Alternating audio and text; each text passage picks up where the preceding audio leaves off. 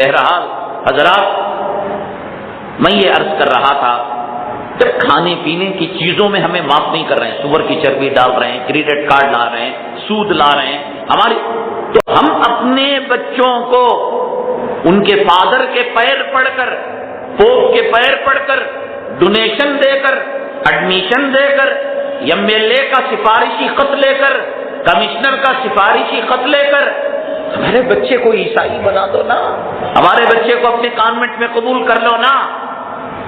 جب آپ غور کیجئے، تھمس اپ، پیپسی، لکس صابن، لیس چپ خریدتے وقت ہم نے ان کو نہیں کہا تھا کہ تم اچھا کھلاؤ برا کھلاؤ، تو تب یہ سور کی چربی کھلا رہے ہیں۔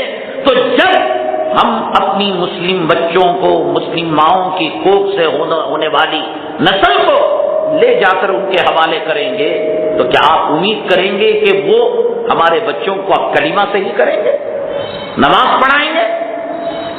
جو پیچھے بیٹھ کر ہمارے ماؤں کے پیٹ کے اندر سور کی چربی داخل کرنے کی فکر کر رہے ہیں، جب ہم اپنا بچہ ان کو دیں گے تو کیا اس کو مسلمان نماز پڑھائیں گے، دعائے قنوت سکھائیں گے؟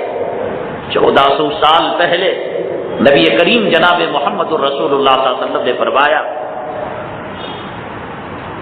کل مولود یولد علی الفطرہ، ہر بچہ فطرت انسانی پر پیدا ہوتا ہے۔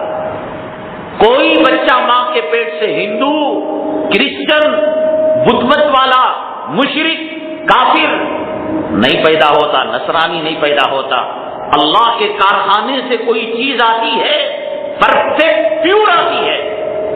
فَأَبَوَاهُ يُحَوِّدَانِهِ أَوْ يُنَصِّرَانِهِ أَوْ يُنَجِّسَانِهِ، ان کے ماں باپ اس کو یہودی بناتے ہیں، عیسائی بناتے ہیں۔ کسی زمانے میں جب کانوینٹ اسکول نہیں تھی، ہو سکتا ہے کہ حدیث سمجھ میں اس میں دوسرے طریقے سے معنی مطلب لیے جاتے ہو۔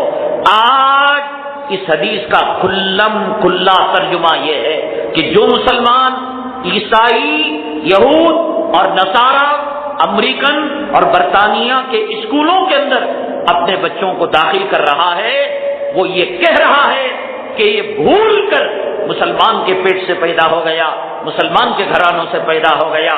پوپ صاف لیجئے، ہولی مریم میں لیجئے، سنٹ جوزف میں لیجئے، آکسفورڈ اسکول میں لیجئے، آپ مانگیے بلڈنگ کا ڈونیشن ہم دیں گے۔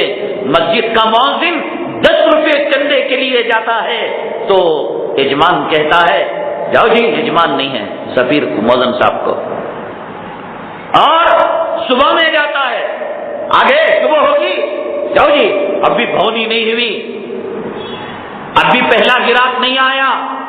فادر کے پاس جا کر اس کے جوتے سر پر رکھ کر، ایم ایل اے کا لیٹر لے کر، ایم پی کا لیٹر لے کر، سرکل انسپیکٹر کا لیٹر لے کر، کمشنر کا لیٹر لے کر کیا بول رہے؟ وہ غلطی سے بچہ مسلمان ہو گیا، آپ اس کو عیسائی بنائیے۔ آپ کہیں گے مولانا اس کا نام تو انہوں نے نہیں بدلا، اس کا دھرم نہیں بدلا، راشن کارڈ کے اندر، آئیڈینٹی کارڈ کے اندر اور ووٹنگ لسٹ کے اندر مسلمان ہی ہے۔ حضرت عمر اسلام لانے سے پہلے کیا نام تھا بھائی؟ کوئی الگ نام تھا، دھرم پال نام تھا۔ حضرت عمر اسلام لانے سے پہلے بھی عمر تھا، اسلام لانے کے بعد بھی عمر تھا۔